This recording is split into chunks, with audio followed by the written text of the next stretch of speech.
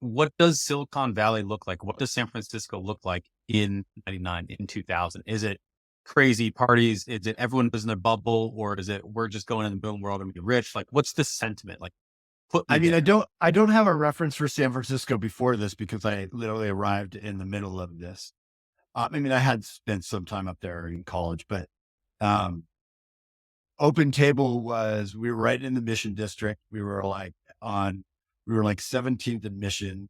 Uh, we were in this old, what had been a building that was used like for seamstresses and things like that, but they had cleared out. It was like this giant loft space. We had the foosball tables. We had like the refrigerator packed with every kind of beer and the Slim Jims and the snacks. And like, it was, it was like a parody of a startup like sitcom with Everything like that you think it is. everything. Yeah. And they were hiring, they opened up like 20 offices in like 6 months because there was another, I don't even remember the name now. It was like Easy Res or something, which was like that our East Coast competitor that was based in Boston, the Boston tech company. And they were getting funded by Boston VCs and we were getting funded by all the San Francisco and we were competing. And for a long time, we were kind of neck and neck. And so it was like all about growth, hiring engineers, I mean, it was like for like 6 months. And then immediately after that, it was all winding back down. So it was like we were closing all the offices. There were just like expensive routers and switches like sitting on the desk and telecom equipment. Cause back then it was like all of our servers ran in the building. It wasn't like there wasn't cloud, right? It was like there was a server room and that was the server room for OpenTable right there, right, next to us, and all the switches and everything was routed locally. So yeah, so it was like this huge meteoric rise, even to with the startup drama. The founders the VCs replaced the founders with like the adults in the room who were who had previously been the CEO of Micros Fidelio, so like a big hospitality software company, and they were like, now we're going to transition you to being real, serious company. And this guy came in right as the .com, like the floor was falling out. He managed to raise $70 million, even with the writing on the wall, and which is the only reason OpenTable survived. They then slashed almost everybody. They probably laid off 80% of everyone. And I was in the main office, and at that point, I had gotten promoted to doing implementation, and I became basically the person who went out to all the restaurants and installed OpenTable. So I got to know like Thomas Keller from the French Laundry. I'm like, I do all the restaurateurs in San Francisco. I do a little side work for them and like hook them up with pirated software, and they'd give me like free wine flights and 3-course dinners and What stuff like what that. software were they stealing?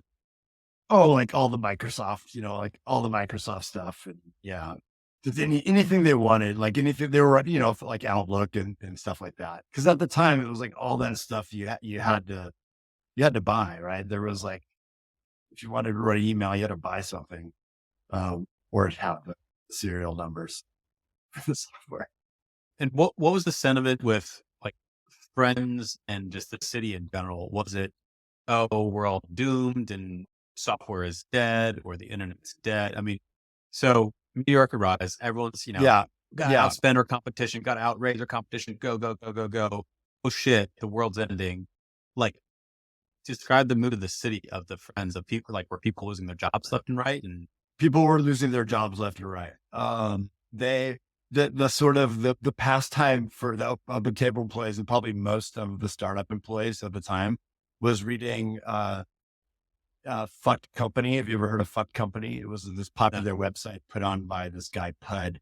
And basically it was a place where all of the startup employees, when they would get shit canned, could go on and just talk smack about their company and post any gossip and stuff like that. And actually one day, one person got fired at our work because it was like open on his computer and we were like forbidden to be on Fuck Company. But it was like basically the water it's still cooler up. for, I'm sure you can find archives of it. It's pretty hilarious. It's awesome. The guy who started it actually he went on to do a bunch of different like very impressive startups and things like that. But yeah, uh, that was definitely part of the whole the startup story. But in San Francisco, I mean, it was like the bottom fell out. So all of a sudden you could find apartments to rent when you couldn't find anything. There was a net exodus from the city. Um, but the silver lining was that all these startups were like selling computer gear for like nothing. So a lot of startups kind of came out of that period.